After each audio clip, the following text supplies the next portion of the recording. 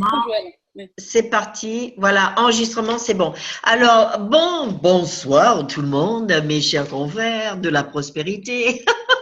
Ce soir, nous entamons le chapitre hors contrôle, hors définition et hors limitation.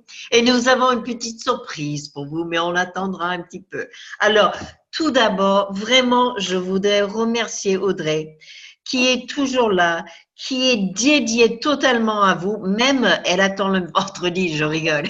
Mais vraiment, vraiment, tu es magnifique, Audrey. Tu es dans la conscience, dans la bienveillance. Et je voudrais vraiment, vraiment te remercier parce que tu es toujours là, envers et contre tous, le vent.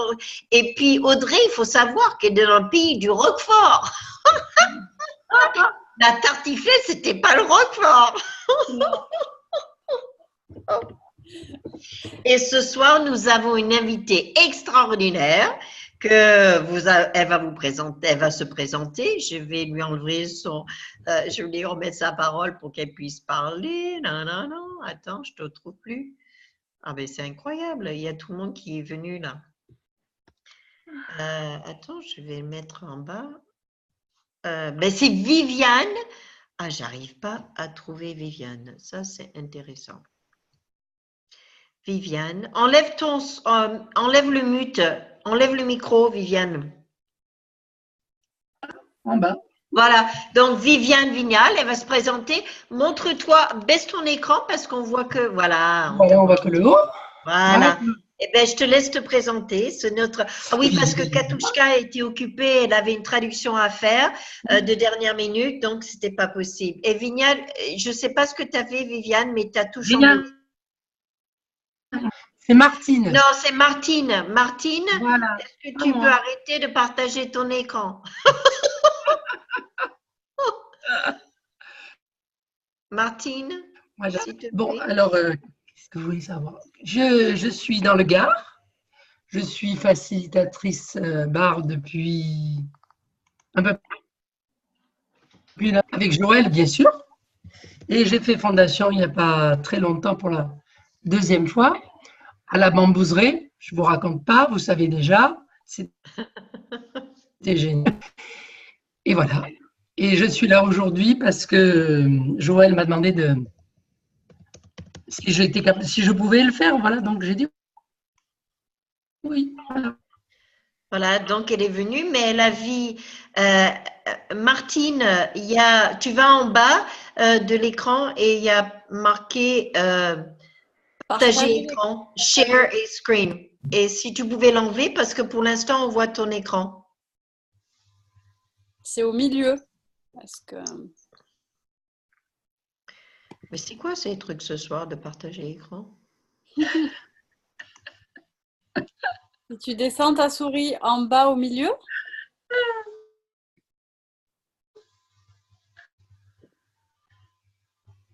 Sur la valise verte. Merci. La valise verte en bas. Et si tu cliques, on va arrêter de voir ton écran. Bon, allez, de toute façon, Viviane, elle habite une ville absolument incroyable qui s'appelle la Petite Venise du Gard. Et voilà, et c'est une ville qui s'appelle Goudard, qui est absolument merveilleuse. Et puis, je te laisse commencer le chapitre. Hein? Voilà, bon, à condition que j'ai cet écran qui est devant moi, là. Parce que là, pour l'instant, je suis en plein écran et j'arrive pas… Je me permets juste d'intervenir. Jackie, bonsoir tout le monde. Si jamais la personne qui partage… Ah voilà, c'est bon. Ah voilà, merci. Autrement, on sort et puis on revient. C'est bon. Tu vois, Jackie, tout ce que tu avais à faire, c'est de venir et tu as tout géré. Voilà. Merci. Voilà. C'est la magie. Très bien. Bon, ça va, Viviane, tu veux commencer? Alors là, je veux bien. Alors, on est hors contrôle, hors définition et hors limitation, hein? C'est ça? Oui, oui. Par Steven. À quel genre d'effet êtes-vous conscient que si vous ne réclamez pas votre pouvoir, si vous ne l'utilisez pas, vous vous créez alors une possibilité limitée? De nombreuses personnes vivent en la réalité des autres. Elles font cela en choisissant des carrières qui leur ont été imposées par leur famille ou à cause d'influences sociétales. J'aimerais vous parler du conditionnement de Chutiza que Tchoutisa a subi à l'origine. Elle a fait l'expérience de ce que cela signifie de vivre une vie qui est dictée et écrite par les autres. On a inculqué à Tchoutisa, lorsqu'elle était encore très jeune, qu'il lui fallait absolument devenir scientifique. On l'a persuadée de fréquenter une certaine, d'obtenir des diplômes en microbiologie et en biochimie. On lui a fait comprendre que ce n'était qu'ainsi qu'elle deviendrait une personne valable et accomplie, et elle a ce point. Après 3 années d'études en microbiologie et en biochimie, 2 disciplines qu'elle détestait au plus haut point, Tchoutisa avait le sentiment que rien dans sa vie ne pouvait bien aller.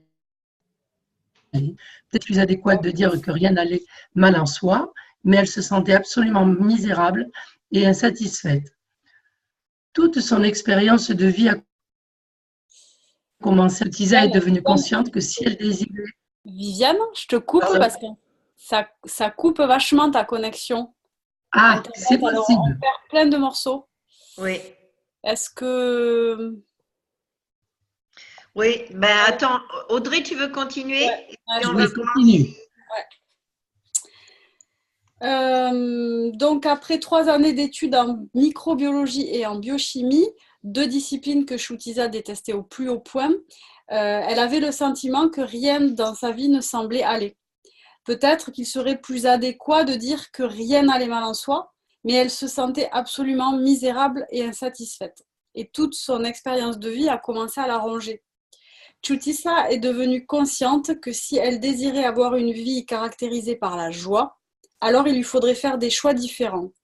Elle a décidé de se tenir debout et elle a fait un pas de géant en vue de devenir la créatrice de sa réalité, même si cela signifiait qu'elle décevrait sa famille. Elle a arrêté de fonctionner comme un automate et elle a commencé à se poser les questions suivantes. Que se passe-t-il ici ? Que faudrait-il pour que je me sorte de cette situation inconfortable ? Que se passe-t-il ici ? Que faudrait-il pour que je me sorte de cette situation inconfortable ? Elle a choisi de se retrouver hors du système de contrôle de sa présente réalité et de cesser de vivre en fonction des règles et des attentes des autres. Elle a décidé de ne plus s'inquiéter autant de ce que les autres pensaient et elle a commencé à découvrir ses véritables talents, ses habiletés et son potentiel. Elle a reconnu qu'elle avait en elle le pouvoir de faire tout ce qui s'avérait nécessaire pour changer les choses qui ne lui rendaient pas service. Elle a choisi de se retrouver hors contrôle, hors définition, hors limite et en dehors de la forme, de la structure et du sens habituel des choses de son ancienne réalité. En d'autres mots, elle a réclamé et elle s'est approprié son pouvoir. Et elle a commencé à créer délibérément sa vie. Si Tchoutisa n'avait pas aspiré à atteindre la totalité de sa capacité, elle serait toujours en train de créer sa vie à partir d'un point de vue limitatif et d'expérimenter uniquement des possibilités limitées. Je ne suis pas en train de partager l'histoire de Tchoutisa avec vous pour que vous en concluiez qu'elle est plutôt sympa, bien qu'elle le soit vraiment. Je me sers de son histoire pour illustrer que nous avons tous une infinie capacité de faire l'expérience de la grandeur de ce que nous sommes. Nous ne sommes pas tenus de croire au point de vue limitatif et aux perspectives à courte vue qui nous entourent. Il vous est possible de créer votre vie de la manière que vous souhaitez qu'elle soit. Pourtant, la plupart des gens ne se permettront pas de s'ouvrir à cette vérité fondamentale. Ainsi, je vous invite à réclamer et à vous approprier votre capacité de célébrer votre vie et d'en faire une expérience joyeuse, jour après jour, en commençant par aujourd'hui. Je vous invite également à réclamer et à vous approprier la capacité d'être hors contrôle et de vivre votre vie dans une interaction spontanée avec l'énergie du moment.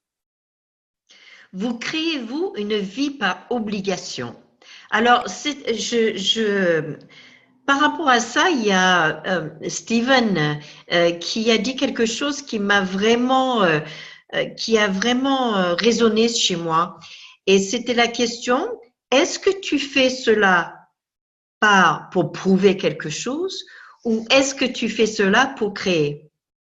Pour moi, c'est énorme. Et là, ça résonne en moi. Vous créez-vous une vie par obligation? Donc, est-ce que tu fais cela pour prouver quelque chose ou est-ce que tu fais cela pour créer? Alors que nous travaillons à la rédaction du présent ouvrage, j'ai reçu un appel de Jonathan, un PDG dans la quarantaine, à la tête d'une entreprise prospère basée à Adélaïde, au sud de l'Australie. Jonathan luttait contre le sentiment d'obligation et il aspirait à se libérer des limitations qui s'étaient imposées. Il se sentait très redevable envers son oncle qui lui avait procuré ce boulot à un moment où il avait désespérément besoin d'argent pour rembourser ses cartes de crédit.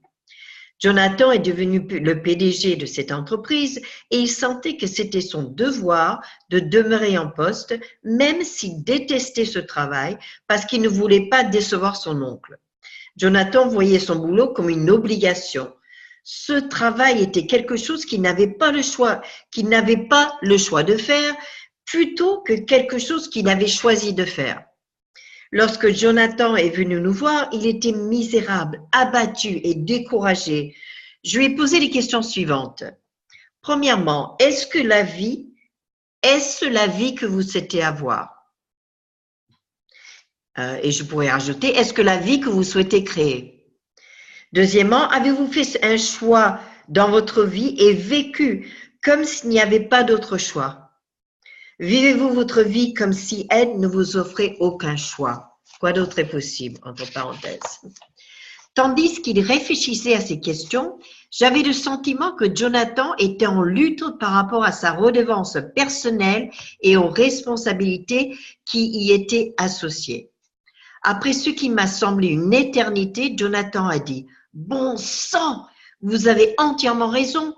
Pour la majeure partie, j'ai créé ma vie comme si elle n'offrait vraiment aucun choix. » La vie de Jonathan était devenue une source d'ennui parce qu'il ne faisait pas les choses qu'il adorait. Il aimait peindre, mais l'emploi qu'il occupait au sein de l'entreprise de son oncle était extrêmement bien rémunéré et il ne se sentait pas la liberté de laisser son boulot. J'ai demandé à Jonathan de réfléchir aux questions suivantes.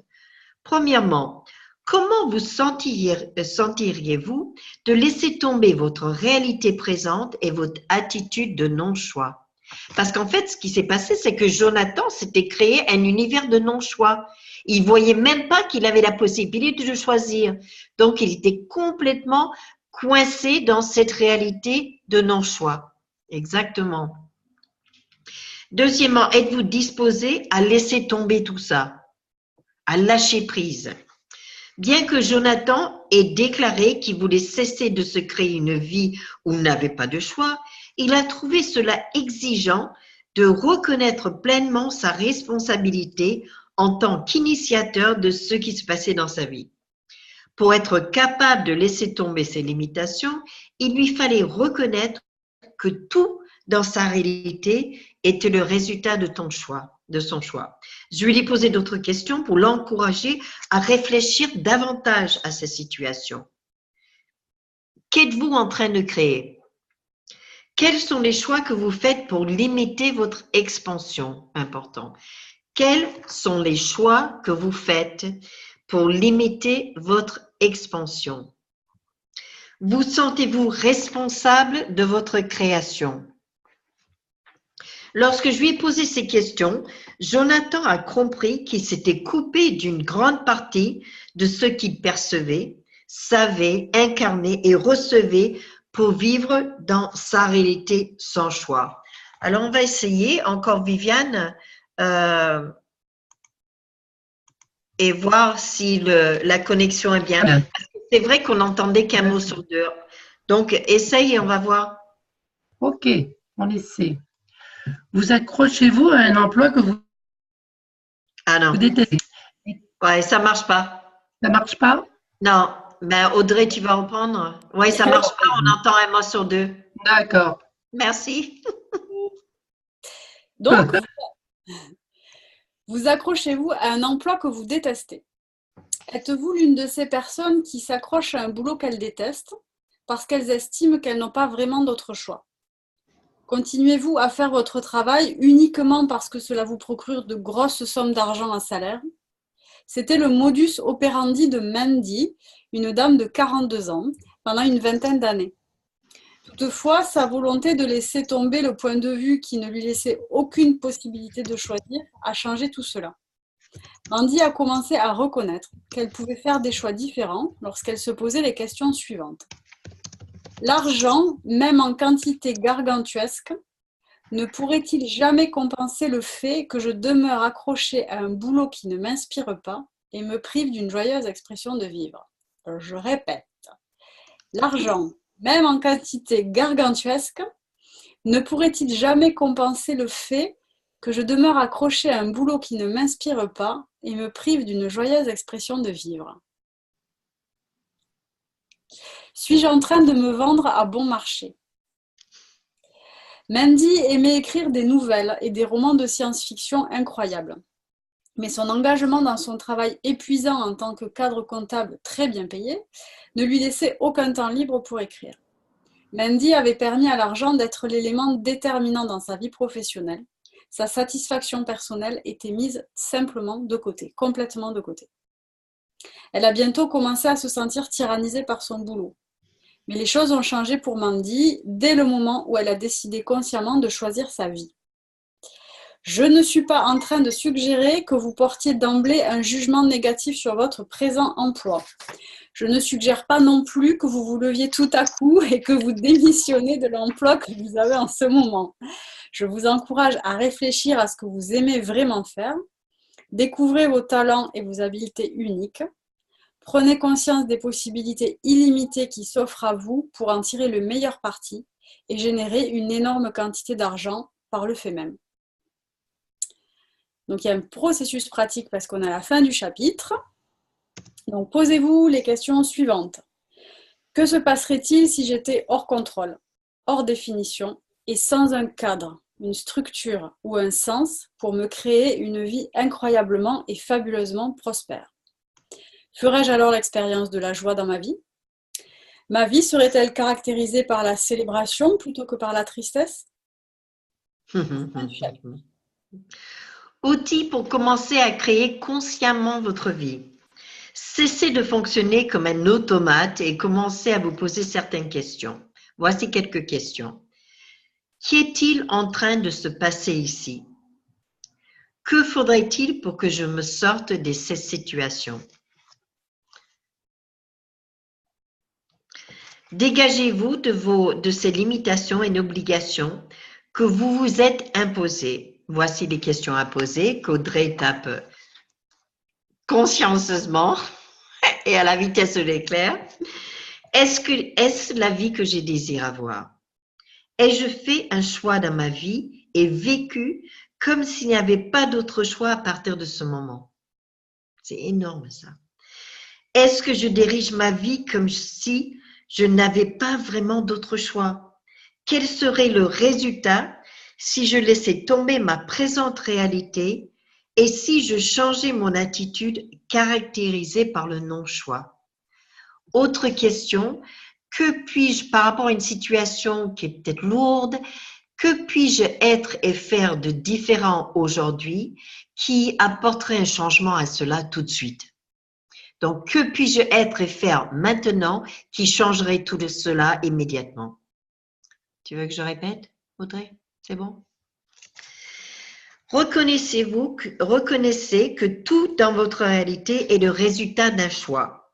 Voici quelques questions à vous poser. Que suis-je en train de créer? Quel choix je suis en train de faire pour freiner mon expansion?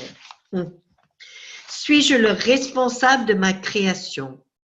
L'argent, même en quantité gargantuesque, ne pourrait-il jamais compenser le fait que je demeure accroché à un boulot qui ne m'inspire pas et qui me prive d'une joyeuse expression de la vie? Tout de la vie me vient avec aisance, joie et gloire.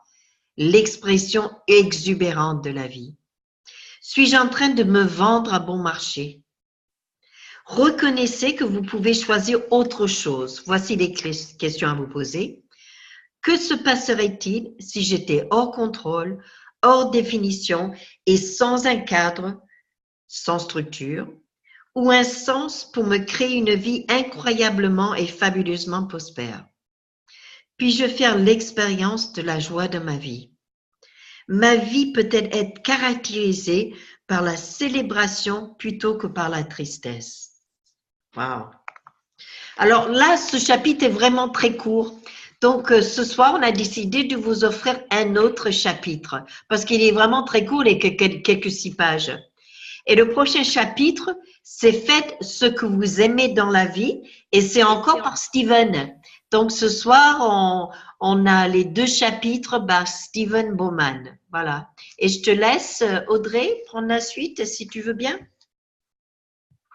Ok, je finirai de retaper les questions après. Alors, je voulais poser une question. Est-ce qu'il y a quelqu'un qui a le livre là et qui voudrait lire et qui a une bonne connexion? Elisabeth, je sais qu'on te voit la semaine prochaine, mais et si tu as enlevé ton micro, je vais t'en muter. On t'entend pas. Voilà, maintenant on t'entend. Et là, tu m'entends? Oui, oui. Ouais. Tu veux? Ouais, moi, c'était un chapitre qui m'inspirait. Ah ben justement, ben voilà. Mais c'est pas toi qui devais l'avoir ce chapitre la semaine prochaine. Eh ben voilà, ben vas-y. Alors, c'est incroyable. donc, faites ce que vous aimez dans la vie. Donc, par Steven. Si vous faites ce que vous aimez, l'argent coulera avec facilité. Et ça, je le vois, voilà. Donc, c'est magique. Ce message est devenu clair pour Chutiza et moi au cours d'un entretien avec Gary lorsque nous travaillions à la rédaction du présent ouvrage. C'est la pensée qui nous est venue très clairement au cours de notre conversation avec Gary. Pour créer une source abondante d'argent, il nous faut d'abord reconnaître, réclamer et nous approprier nos talents innés et nos habiletés et voir comment nous pouvons le mieux les utiliser. Nous devons être disposés à réclamer, à posséder et à être tout ce que nous sommes, c'est-à-dire l'être outrageusement merveilleux, d'être l'être outrageusement merveilleux que nous sommes. Dès le moment où nous commençons à accueillir la grandeur de ce que nous sommes véritablement, tout dans notre vie commence alors à se transformer, incluant nos ressources financières. Quelqu'un d'autre veut continuer? Ouais. Continuez. C'est super! Découvrez ce que vous aimez faire. Lorsque nous avons choisi, Chutiza et moi, de lancer notre entreprise, nous nous sommes fixés comme priorité de découvrir ce que nous aimions faire dans la vie et ce qui nous procurait du plaisir. Cela devait être quelque chose qui allait nourrir notre être et nous combler tout en nous permettant de générer d'énormes quantités d'argent. Bon, j'en suis pas encore là, mais c'est fluide, ça va. Comment ça va être mieux que ça? Alors, du coup, je rigole et j'ai loupé. Désolée. Presque tous les grands artistes, les célébrités et les athlètes qui ont incarné la grandeur qui les habitait avaient la confiance absolue, quoi qu'il arrive, qu'ils allaient atteindre le sommet dans leur profession un jour. De tels individus sont capables de percevoir, de reconnaître, d'incarner et de recevoir ce à quoi ils prennent plaisir dans la vie. Ils savent ce qu'ils aiment faire. Ils sont conscients de qui ils sont, de ce qu'ils apprécient dans la vie et de ce qu'ils désirent accomplir. C'est ce qui leur assure leur place hors du commun dans ce monde. Lorsque nous faisons ce que nous aimons, Chutiza et moi, l'argent coule alors plus rapidement dans notre direction tant que nous n'opérons pas à partir du paradigme de la pénurie. Lorsque nous faisons ce que nous aimons, nous ne travaillons pas uniquement pour de l'argent. Nous sommes inspirés par l'exemple de Steve Jobs, le PDG de la société Apple Computer, qui a découvert ce qu'il aimait faire assez tôt dans la vie. Il a lancé Apple avec son ami Steve Wozniak dans le garage de ses parents alors qu'il n'avait que 20 ans. Au cours des 10 ans qui ont suivi, Apple a mis sur le marché ce que Jobs appelait le meilleur produit, le Macintosh, qui a permis à la société d'empocher 2 milliards de dollars avec plus de 4000 employés. Puis, alors qu'il venait d'avoir 30 ans, Steve Jobs a été mis à la porte de l'entreprise qu'il avait fondée. Que s'est-il passé? À la suite de la croissance rapide de l'organisation, Jobs a embauché un directeur général. Les 2 gestionnaires se sont bien entendus au cours de la première année, mais ils avaient une vision différente de l'avenir. Ils se sont brouillés et le bureau de direction a pris le parti du nouveau PDG. À 30 ans, Jobs a été éjecté de la société qu'il avait mise au monde. Il était dévasté et ne savait pas quoi faire. Ce qui avait été le centre d'intérêt de toute sa vie avait maintenant disparu. C'était un échec très médiatisé et il a considéré la possibilité de fuir le plus loin possible de Silicon Valley. Mais il a vite compris qu'il aimait toujours ce qu'il faisait. Il a donc décidé de recommencer à zéro. Comme Jobs le raconte lui-même, il ne l'a pas compris à l'époque, mais été mis à la porte d'Apple a été la meilleure chose qui pouvait lui arriver. La lourdeur d'avoir connu un immense succès a été remplacée par la légèreté d'être à nouveau un débutant, avec moins d'assurance dans ses convictions par rapport à tout. Et cela m'a libérée et m'a permis d'entrer dans l'une des périodes les plus créatives de ma vie. Au cours des 2 années qui ont suivi, Jobs a lancé 2 nouvelles entreprises, Next-T et Pixar. Pixar a créé l'histoire de jouets. En même temps, je visualisais les trucs. Pixar, c'est cool, c'est quoi? Oui, voilà. Voilà, donc. C'est Toy Story en fait, parce que ouais, c'est ça. C'est un Québécois qui a traduit, alors il a traduit, mais en France on dit Toy Story. Ouais. Je ne savais pas que c'était lui. C'est pour ça que tu as un moment de... Et tu sais, parce que ça, bon, je te laisse continuer, mais ça illustre énormément ce que Steven disait, c'est que tu prends une situation et tu la retournes.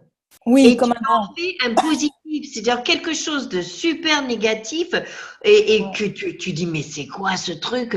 Tu le retournes et tu en fais quelque chose de positif et ça illustre parfaitement ce genre de choses. Donc, si tout ce qui était qu'on considérait de négatif, de « Ah purée, mais qu'est-ce qui m'arrive ?» Et si en fait tu pouvais dire « Qu'est-ce qui est juste par rapport à ça que je saisis pas ?» Et si tu retournais la situation à ton avantage. Voilà. Et la situation se retourne en fait. La situation se retourne. Et ça, c'est vrai que c'est au départ, tu sais pas trop comment ça se fait, mais ça se fait. Ah ouais. Donc, Next et Pixar. Donc, Pixar a créé Histoire de jouets, la première production cinématographique animée entièrement à l'aide d'un ordinateur. Et cette société est devenue le studio d'animation ayant eu le plus de succès dans le monde. Puis il s'est produit un événement tout à fait inattendu lorsqu'Apple a fait l'acquisition de Next-T et que Jobs a été réembauché par Apple. C'est fou, quoi. Ouais, il sort par la fenêtre, rentre par la porte, sort par la porte, rentre par la fenêtre. Enfin, les commerciaux, quoi. Je sais pas, un truc. La technologie mise au point à Next-T est devenue le fer de lance de la renaissance actuelle d'Apple. Jobs a affirmé ce qui suit. Je suis convaincue que la seule chose qui m'a permis de continuer est le fait que j'adore ce que je fais. Vous devez vraiment trouver ce que vous aimez. Et cela est tout aussi pertinent dans votre vie professionnelle que dans votre vie sentimentale. Votre travail occupe une partie importante de votre vie. Comme Jobs, nous croyons que la seule manière d'être pleinement satisfait dans la vie est de vous consacrer à ce que vous estimez être un travail qui compte vraiment pour vous. Comme il l'a dit lui-même, la seule manière de faire un travail de qualité est d'adorer ce que vous faites. Jobs recommande à ceux qui n'ont pas encore trouvé ce qu'ils aiment faire dans la vie de continuer à chercher. Qui cherche trouve. Continuez à chercher. Donc son conseil est le suivant. Ne faites aucun compromis à ce sujet. Continuez à chercher jusqu'à ce que vous ayez trouvé ce que vous aimez. Comme tout ce qui compte vraiment dans le domaine du cœur, vous le saurez quand vous l'aurez trouvé. Et puis après, peut-être que quelqu'un va prendre la suite, non? Oui, vas-y Audrey. Donc, pour créer une source abondante d'argent dans cette réalité, il vous faut commencer avec vous-même. Il vous faut premièrement faire ce que vous aimez dans la vie. Vous devez faire ce que vous adorez. Vous devez faire ce que vous adorez. Je dois faire ce que Exactement, vous devez faire ce que vous adorez. Ouais. Lire des livres, j'adore ça, c'est bien. Donc, qu'aimez-vous faire au juste? Chaque année, nous servons, Chutisa et moi, d'experts conseils auprès d'individus et de nombreuses entreprises à travers le monde en vue de les aider à atteindre une plus grande liberté d'action, un niveau plus élevé d'éveil de la conscience et un sentiment plus juste de leur potentiel, de leurs habiletés et de leurs capacités. En faisant cela, nous avons découvert la pandémie plutôt intéressante suivante. Un grand nombre de personnes n'ont absolument aucune idée de ce qu'elles aiment faire dans leur vie. Oh. S'il y a une question, c'est une question à se poser, hein. Ouais. S'il y a une question que l'on nous pose continuellement, c'est la suivante. Comment puis-je découvrir quel est le bon chemin à suivre dans la vie? Si les gens nous posent cette question, nous pouvons alors conclure avec certitude qu'ils ne sont pas vraiment satisfaits de leur situation présente. Il m'arrive fréquemment de leur répondre par les questions suivantes. Aimez-vous ce que vous faites et prenez-vous plaisir à consacrer la plupart de votre temps à faire cela? Aimez-vous ce que vous faites et prenez-vous plaisir à consacrer la plupart de votre temps à faire cela? Votre vie est-elle une célébration? Youhou. Votre vie est-elle agréable et plaisante? Ou vous semble-t-elle une corvée monotone et morose? Ah, il faut que je me lève ce matin. Non, pas trop. Sentez-vous que vous avez d'infinies possibilités et des occasions opportunes illimitées de générer la richesse? Ou sentez-vous plutôt que la plupart de ces possibilités sont perdues à jamais pour vous? Les gens tendent à répondre qu'ils ne sont pas réellement heureux dans le travail qu'ils font. Ils conservent l'emploi qu'ils occupent uniquement pour des raisons financières. Ce n'est pas vraiment la quantité de choses que nous faisons qui compte, mais combien d'amour nous investissons dans ce que nous faisons. Ce n'est pas vraiment ce que nous donnons qui compte, mais combien d'amour nous investissons dans ce don. Et ça, c'est une citation de Mère Teresa qui est donc dans le bouquin. Wow. Je la répète, elle est belle. Je la répète, elle est trop belle. Oui. Ouais. Ce n'est pas vraiment la quantité de choses que nous faisons qui compte, mais combien d'amour nous investissons dans ce que nous faisons. Ce n'est pas vraiment ce que nous donnons qui compte, mais combien d'amour nous investissons dans ce don. Mère Teresa. Magnifique. Et tu vois, j'en profite pour dire qu'il y a un nouveau livre en français qui est sorti et j'ai envoyé un email à tout le monde. Je le répète, l'argent n'est pas un problème, c'est vous. Donc, faites ce que vous aimez et l'argent suivra. D'ailleurs, c'est le titre du premier paragraphe. Faites ce que vous aimez et l'argent suivra. Oprah Winfrey, I will say it in English, a fait la preuve que lorsque vous choisissez de faire les choses que vous aimez, l'argent suivra. Oprah, qui est l'une des femmes les plus riches des États-Unis, a enrichi la vie de millions de gens à travers la planète grâce à ses émissions de télévision. Elle poursuit un travail qu'elle adore. Oprah a du succès parce qu'elle ne s'est jamais laissée définir par les dollars. Elle n'a jamais été motivée par l'argent depuis le départ. Elle a déclaré qu'elle continuerait à faire son boulot même si elle n'avait pas été payée pour ça, pour le faire. Elle a dit qu'elle était tout aussi enthousiaste lorsqu'elle ne gagnait que $100 par semaine et qu'elle faisait ce qu'elle aimait comme elle a toujours fait. Elle est devenue impossible à stopper. Et l'argent s'est rapidement mis à couler avec facilité dans sa direction. Les contributions faites par Oprah et son émission de télévision sont sans limite parce que l'argent procure un certain pouvoir. Oprah utilise ce pouvoir pour faire beaucoup à travers le monde. La plupart des gens qui incarnent la conscience de la prospérité comme Oprah Winfrey sont devenus exceptionnellement riches parce qu'ils ont choisi de faire ce qu'ils aimaient.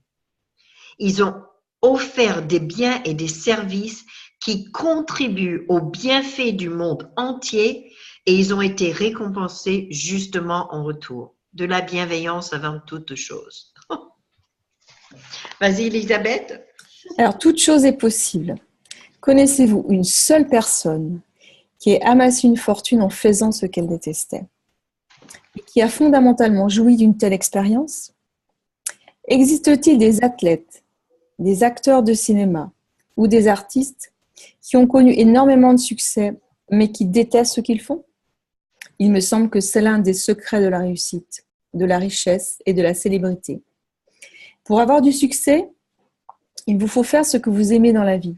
Toute chose est possible. Vous êtes un être illimité. Ouais. Vous avez des possibilités illimitées. Waouh! Génial, ouais. Gary Douglas, le fondateur d'Access, reflète une manière d'être qui confirme la vérité selon laquelle toute chose est possible lorsque vous choisissez de faire ce que vous aimez avec une conscience en éveil. Pour Gary, ce qui assure la prospérité d'une entreprise est l'éveil de la conscience. Qui plus est, il jouait fondamentalement du travail qu'il fait, voyageant à travers le monde pour aider les gens à devenir plus conscients et attentifs à ce qu'ils souhaitent accomplir dans leur vie. Gary aime aussi travailler avec les animaux et surtout avec les chevaux. Il adore montrer aux gens comment être en communion avec leur cheval et percevoir l'énergie de ce dernier en interagissant avec lui à ce niveau. Son expérience l'a conduit à devenir le pionnier d'une approche qui facilite l'expansion de la conscience, autant pour le cheval que pour son cavalier. Son travail avec les chevaux est maintenant documenté à travers une série d'émissions de télé. Gary n'a pas développé l'idée de créer une émission pilote en suivant l'approche linéaire traditionnelle étape par étape. Au lieu de cela, il a simplement exprimé sa volonté de créer une émission de télé. Il a posé des questions et il n'avait pas une idée arrêtée quant à la manière dont cela devait se produire. Quelles sont les infinies possibilités pour que cela se produise? Quelles sont les infinies possibilités que cela se produise? Comment les choses se passeraient-elles si cela se produisait? Comment les choses se passeraient-elles si cela se produisait? Que faudrait-il pour que cela se produise? Que faudrait-il pour que cela se produise? C'est bon, parce que vous notez, je crois, les questions, hein, non? Ah, ouais, super, waouh! Ah ouais, c'est la vitesse de l'espace, là. Ouais, elle est géniale. Remarquable. Remarquable, Audrey, bravo. Hein. Incroyable, Ah incroyable. ouais, c'est la vitesse de l'espace, là. Hein. Phénoménal. Ouais, phénoménal, bravo. L'un de ses amis, qui est producteur et directeur dans le domaine, a résumé à Gary ce que cela exigerait de produire une émission. Attends, oula, pouf. L'un de ses amis, qui est producteur et directeur dans le domaine, a résumé à Gary ce que cela exigerait de produire une émission pilote. La réponse de Gary à cette information n'a pas été « je dois trouver de l'argent avant de produire cette émission pilote ». Au lieu de cela, il a posé plus de questions. « Hé, l'univers, puis-je obtenir cela? Que faudrait-il pour que l'argent arrive comme par enchantement? Hé, univers, puis-je obtenir cela? Que faudrait-il pour que l'argent arrive comme par enchantement ?» Gary a partagé son idée de l'émission pilote dans les ateliers qu'il dirige. 2 semaines après avoir conçu l'idée, les gens et l'argent dont il avait besoin ont commencé à se manifester. Au bout de 6 semaines, il avait accumulé l'argent nécessaire et trouvé les gens compétents pour produire l'émission pilote. Ce premier segment intitulé « Cheval conscient, cavalier conscient » a été terminé 8 semaines après avoir eu l'idée géniale. Alors, quelle est la leçon à tirer de cette histoire? Tout simplement que les choses deviennent possibles lorsque vous choisissez de faire ce que vous aimez avec une conscience éveillée. Gary est en mesure de créer cette émission pilote en seulement 8 semaines, de la conception à la réalisation. Il n'a pas fait cela en décidant comment les choses devaient se passer au départ. Il l'a fait en vivant selon la question, en suivant l'énergie, en ne s'attendant pas résolument à un résultat spécifique et en recevant ce qui lui a été donné. Bien que Gary travaille avec des gens d'affaires du monde entier, il ne se préoccupe vraiment jamais d'argent et il ne cherche pas à obtenir un résultat spécifique dans son travail. Il s'amuse énormément dans la vie, simplement parce qu'il sait que s'il fait ce qu'il aime, l'argent suivra par conséquent. Réaliser un profit ne constitue pas son objectif. Pourtant, il attire plus de ressources financières que ceux qui travaillent purement pour l'argent et le profit. Gary conseille aux gens de ne jamais accepter de faire un boulot qu'ils n'aiment pas ou de se plier à des conditions de travail qui les rendent malheureux. Il leur rappelle que dès le moment où ils acceptent un emploi pour des raisons de survie personnelle, tout ce qu'ils en tireront est la survie justement. Votre vie... Pardon, oui. Ouais, super, parce que j'en change. Votre vie compte-t-elle suffisamment pour vous? Nous avons rencontré beaucoup de gens, Lisa et moi, qui luttent pour joindre les deux bouts et qui investissent tous leurs efforts pour que les choses se passent exactement comme prévu dans leur vie. De nombreuses personnes que nous connaissons conservent des emplois peu créatifs et étouffants pour une question d'argent, en étant persuadées qu'elles n'ont pas d'autre choix pour assurer leur survie. Nous avons travaillé avec de nombreux clients qui se sont accrochés à des emplois détestables pendant des années, et parfois pour toujours, parce qu'ils estimaient qu'ils n'avaient pas d'autre choix. La tension entre le désir de faire un boulot enrichissant et le besoin de faire plus d'argent se manifeste partout dans le monde, jour après jour, et même dans la vie de plusieurs personnes riches et célèbres. Récemment, alors que j'animais un atelier de formation en leadership conscientisé pour un groupe de dirigeants de haut niveau et des cadres principaux d'une grande société de Sydney en Australie, je leur ai posé les questions suivantes. Quelle signification accordez-vous à votre travail? Qu'attendez-vous de votre emploi qui vous procurerait la liberté intérieure si vous ne le désiriez pas autant? Donc, quelle signification accordez-vous à votre travail? Et qu'attendez-vous de votre emploi qui vous procurerait la liberté intérieure si vous ne le désiriez pas autant? Un cadre principal d'une société d'envergure vêtue avec beaucoup de classe s'est levé à l'avant de la salle pour partager ses réponses à mes questions. Il a dit qu'il avait accepté de faire ce boulot essentiellement pour des raisons financières. Il estimait qu'il n'avait d'autre choix que d'accepter cet emploi qu'on lui avait offert parce qu'il craignait de ne pas pouvoir en obtenir un autre. Il travaillait continuellement pour obtenir de l'argent parce qu'il s'y sentait contraint pour survivre. Je lui ai donc posé 2 autres questions. Y a-t-il une limitation dans un tel point de vue?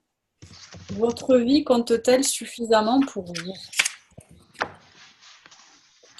Il est devenu clair pour lui qu'il maintenait rigidement le point de vue selon lequel il n'avait pas d'autre choix que de travailler à l'endroit où il le faisait de manière à pouvoir prendre ses repas dans des restaurants luxueux, à porter des vêtements griffés, à conduire une voiture hors prix et à verser des traites faramineuses sur sa maison de rêve.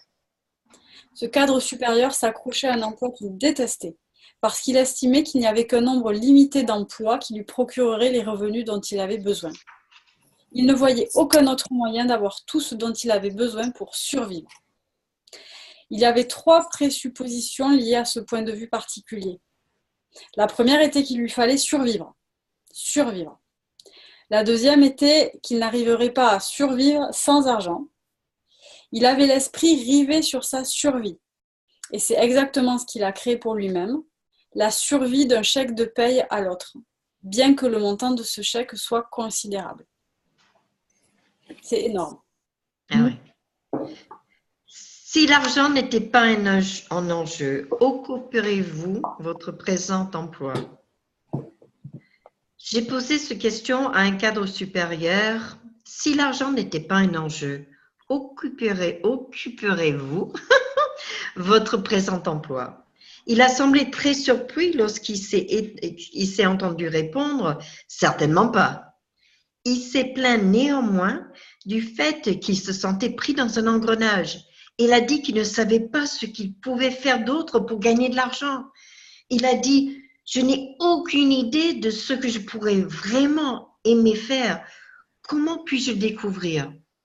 Le conseil que je lui ai donné était de vivre selon la question et de se poser des questions comme celle-ci. Que faudrait-il pour que je découvre ce que j'aime faire? Quelles sont les attentes de l'univers à mon égard? Quelles sont les attentes du monde à mon égard? Quelles sont mes attentes à mon égard? Et là, on peut le reprendre, en fait, c'est souvent, comment on dit, qu'est-ce que l'univers attend de moi? Qu'est-ce que j'attends de moi? Qu'est-ce que tu attends de moi? C'est des questions de formation d'ailleurs. Je lui ai également suggéré de réfléchir aux questions suivantes. Quelle est la chose que je peux faire facilement et qui ne m'impose aucun effort? Donc, quelle est la chose que je peux faire facilement et qui ne m'impose aucun effort? Et souvent, c'est très souvent, lorsque c'est trop facile, les gens ne tiennent pas compte en disant « Oh, c'est trop facile pour moi, ça n'a aucune valeur. » Et souvent, on revient toujours à ça, que les choses qui sont tellement faciles, on n'y met aucune valeur, on ne les considère pas, alors que ce sont des atouts absolument énormes pour nous. Et si l'argent n'était pas un enjeu, que choisirais-je de faire alors? Oh purée. Si l'argent n'était pas un enjeu, que choisirais-je de faire alors? Vas-y, Elisabeth, suis-moi. Alors, ce cadre d'entreprise nous a téléphoné un mois plus tard, avec beaucoup d'enthousiasme dans la voix. Il voulait partager avec nous ce qu'il avait découvert en réfléchissant à ce qu'il aimait vraiment faire dans la vie. Il a dit qu'il excellait dans l'art de prendre des photos qui reflétaient l'essence de ses sujets et qu'il avait déjà exposé plusieurs de ses photographies. Cela lui procurait beaucoup de joie et ça lui était si facile qu'il en avait fait un passe-temps de prédilection. Il avait maintenant compris qu'il pouvait gagner beaucoup d'argent grâce à sa passion pour la photo. Il n'avait accordé aucun crédit à son talent naturel et à son amour de la photo jusqu'à ce que je l'invite à réfléchir à la question suivante. Quelle est la chose que je peux faire facilement et qui ne m'impose aucun effort? Donc, quelle est la chose que je peux faire facilement et qui ne m'impose aucun effort? Et après, il y a tous les processus pratiques. Donc, peut-être tu commences, Joël, non? Ah, si tu veux. Donc, je ne sais pas, parce que tu faisais un... Oui, on peut faire 1, 2, 1, 2, 1, 2, 1, 2, 3, 1, 2, 3. Hein? J'écris. Est-ce que ça vous va si j'écris? Oui. Et nous, on parle. Donc, processus pratique. Si vous ne savez pas ce que vous aimeriez faire dans la vie, alors posez-vous les questions suivantes avant de choisir d'être, de faire ou d'avoir quoi que ce soit. Cela vous aidera à faire des choix qui reposent sur ce qui est le meilleur pour vous.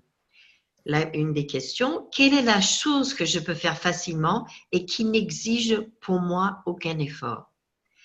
Si l'argent n'était pas un enjeu, que choisirais-je de faire alors? Ça reprend en fait, c'est là j'ai du mal, choisirais-je. Ça reprend en fait tous les processus qu'il a fait durant le chapitre. Vas-y, Elisabeth. Alors, autre processus pratique. Imaginez que l'on vous annonce qu'il ne vous reste qu'une seule année à vivre, tout en demeurant en parfaite santé jusqu'au dernier jour. Toutefois, il vous faudrait quitter ce monde dans 1 an à partir d'aujourd'hui. Ça me rappelle quelque chose.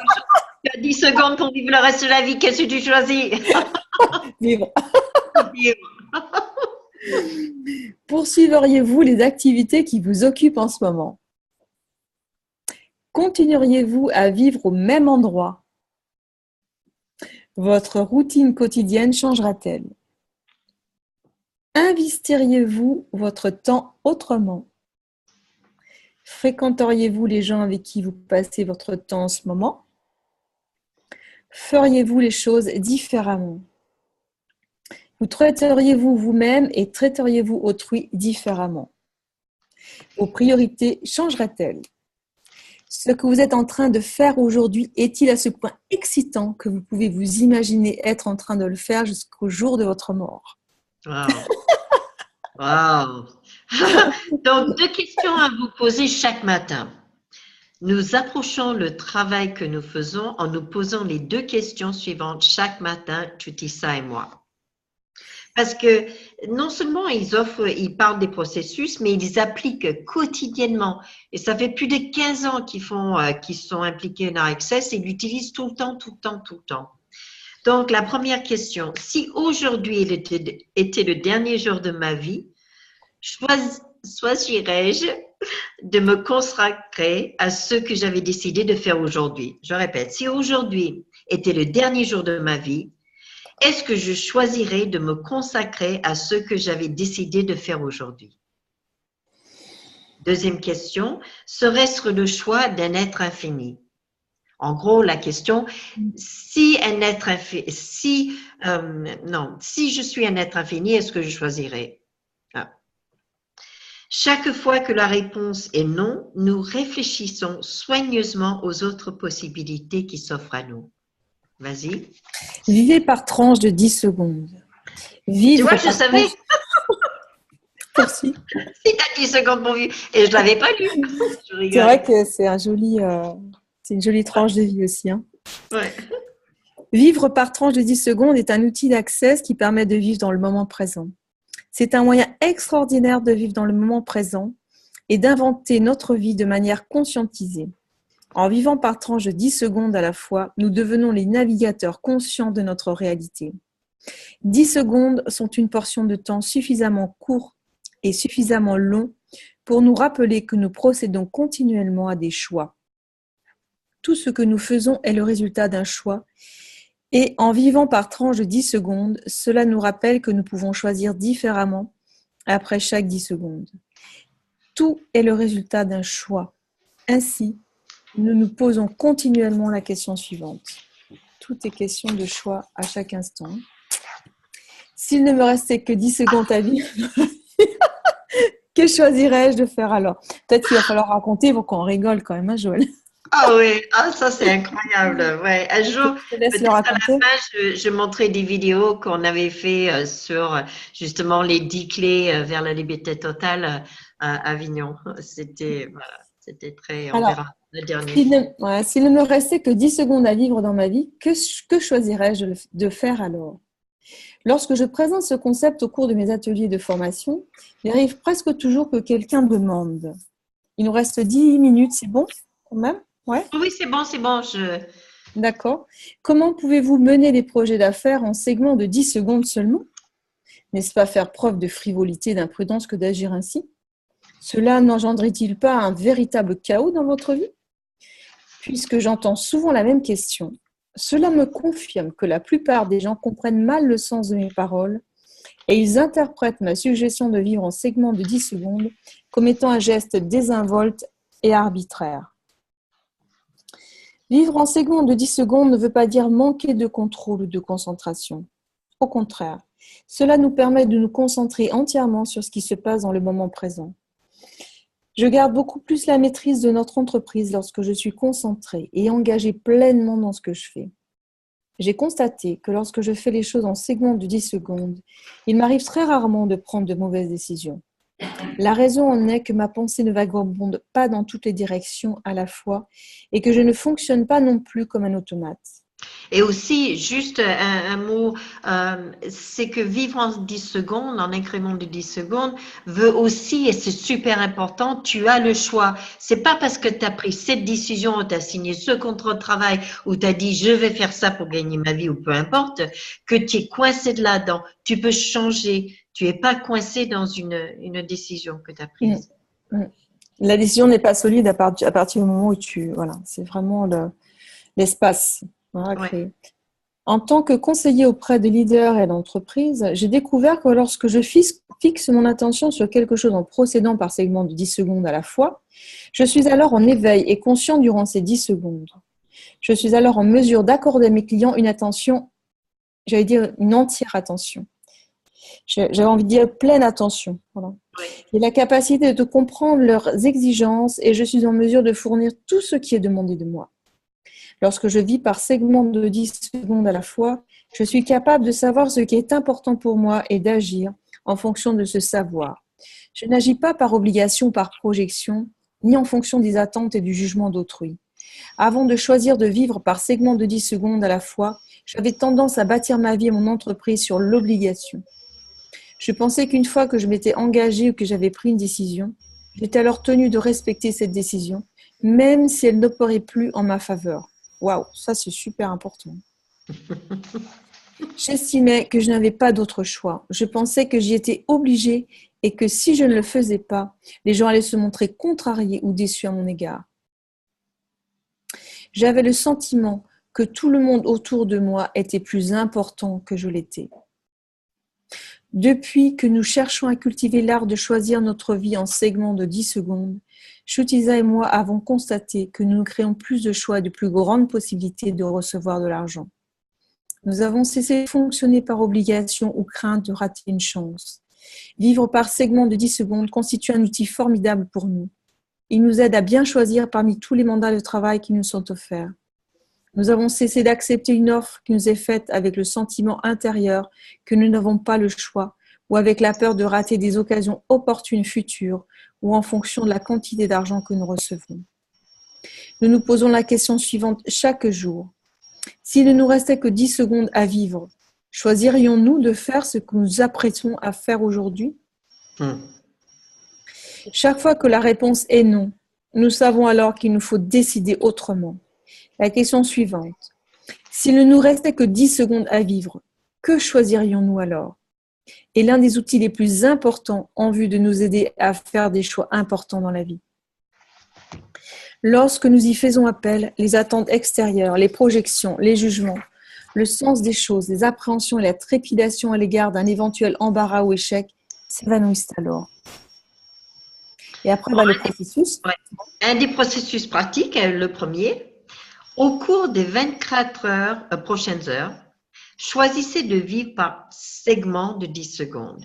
Donc, dans les prochaines 24 heures, choisissez à chaque instant de vivre par incrément de 10 secondes. Avant de vous attaquer à quoi que ce soit, posez-vous la question suivante et réfléchissez à ce qui suit. En fait, suivez l'énergie aussi. S'il ne me restait que 10 secondes à vivre, quel choix est-ce que je ferais? Prenez le temps nécessaire pour bien évaluer les éléments suivants. À quoi consacrez-vous l'essentiel de votre temps? Comment utilisez-vous l'énergie dont vous disposez? Sur quoi avez-vous tendance à fixer vos pensées? Sur quoi avez-vous tendance à orienter vos sentiments intérieurs? Sur quoi avez-vous tendance à orienter vos actions? Comment réagissez-vous devant les occasions opportunes qui se présentent? Et à la fin de la journée, prenez note des progrès que vous avez faits dans l'attention que vous donnez à votre concentration à la maison ou partout ailleurs. Alors, outils à utiliser pour découvrir ce que vous aimez faire. Peut-être Audrey, tu veux aussi revenir, non? Parler un petit peu, non? Elle est en train de taper. Ah, d'accord. Demandez-vous si vous êtes pleinement satisfait de votre situation présente. Voici les questions à vous poser. Est-ce que j'aime et prends plaisir à ce que je fais la majorité du temps? Ma vie est-elle caractérisée par la célébration? Ma vie est-elle agréable et plaisante ou me semble-t-elle une corvée monotone et morose? Y a-t-il d'infinies possibilités et des occasions illimitées de générer la richesse à ma portée, ou la plupart de ces possibilités semblent-elles perdues à jamais pour moi? Laissez tomber le point de vue selon lequel vous n'avez pas le choix de conserver l'emploi que vous occupez en ce moment. Voici des questions à vous poser. Quelle est la signification de mon activité professionnelle pour moi? Qu'est-ce que j'attends de mon emploi qui me procurerait la liberté intérieure si je ne le désirais pas autant? Ai-je la conviction qu'il me faut conserver mon boulot si je veux survivre? Ma vie est-elle assez bien pour moi? Découvrez ce que vous aimez vraiment faire. Voici des questions à vous poser. Si l'argent n'était pas un enjeu, occuperais-je mon présent emploi? Que faudrait-il pour que je découvre ce que j'aime faire? Quelles sont les attentes de l'univers à mon égard?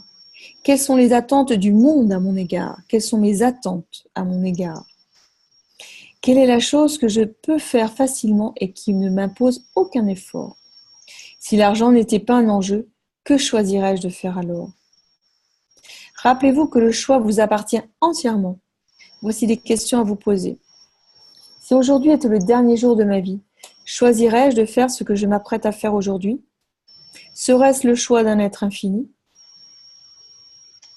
Utilisez des questions comme outil pour découvrir ce qui est possible. Voici des questions à vous poser. Quelles sont les infinies possibilités que cela se produise? Alors, quelles sont les infinies possibilités? Voilà, on met plein de choses, et que ça se produise. Que faudrait-il pour que tout cet argent se manifeste, voilà. Et bon, là, on est dans la prospérité, mais pour que toute ma prospérité se manifeste, voilà, plein de choses. Vivez en segments de 10 secondes à la fois. Voici des questions à vous poser. S'il ne me restait que 10 secondes à vivre, que choisirais-je alors? S'il ne me restait que 10 secondes à vivre, choisirais-je de faire ce que je m'apprête à faire aujourd'hui? La question est oui. Voilà, c'est la fin là. Ouais. Et voilà. Waouh, génial. Ouais, allez, bravo. Et merci. Merci à vous. Vraiment, merci. Mais il faudrait quand même que tu te présentes parce que bon, tu es venu. Normalement, tu fais la semaine prochaine, mais en fait, on a rajouté les chapitres, c'est ce chapitre. Et la semaine prochaine, tu vas nous aider et contribuer à vivre en osant faire preuve de créativité. Ah oui, il y aura peut-être aussi une personne qui va venir. Non, normalement, c'est toi qui es prévu. Ouais, d'accord. Alors vas-y, présente-toi quand même. Alors, Elisabeth Di Filippo, voilà, je suis facilitatrice barre et processus corps et lifting facial. Et moi, je remercie vraiment en fait les outils d'Access parce que ça m'a permis vraiment de me retrouver moi déjà, de retrouver qui je suis et de réouvrir des espaces après un burn-out vraiment important. Donc, j'ai retrouvé toute mon habileté, toute mon agilité. J'ai vu dernièrement, je me suis fait un roulé-boulé sur le sol. La dame était complètement ah, mais qu'est-ce qui vous arrive? Qu'est-ce que vous avez une flexibilité? Et c'est là que j'ai dit waouh, le corps a vraiment récupéré, c'est complètement génial. Voilà, donc je suis sur Avignon, sur Vedène, et voilà, j'adore faire ce que je fais. Je ne sais pas si ça prendra toujours la même forme parce que je travaille là sur des ateliers et j'ai envie aussi de rentrer un petit peu là où les bars ne rentrent pas et de faire plein d'expériences voilà, un peu différentes. Donc là, je suis en cours vraiment d'expérimenter tous des espaces, peut-être avec des demandeurs d'emploi aussi. Voilà, on est en train de voir si ça c'est possible, avec quelqu'un qui est dans les ressources humaines, entre autres, et d'autres choses en fait. Voilà, plein de choses. Merci, merci. Bon, Audrey, tu veux rajouter quelque chose? Moi, c'est toujours difficile ce soir de partir là. Non, mais merci à tout le monde. Et puis, on continue l'aventure la semaine prochaine. Moi, j'adore lire. C'est un début, peut-être. Oui. Eh oui, peut-être qu'il y a une création sous-jacente. Bon, mais merci à tous. Amusez-vous. Puis à la semaine prochaine. Voilà, à bientôt. Au revoir. Merci. Au revoir. Au revoir, Bye bye. Florence. Au revoir. Salut, merci. Au revoir à chacun. Au revoir. Et merci Viviane.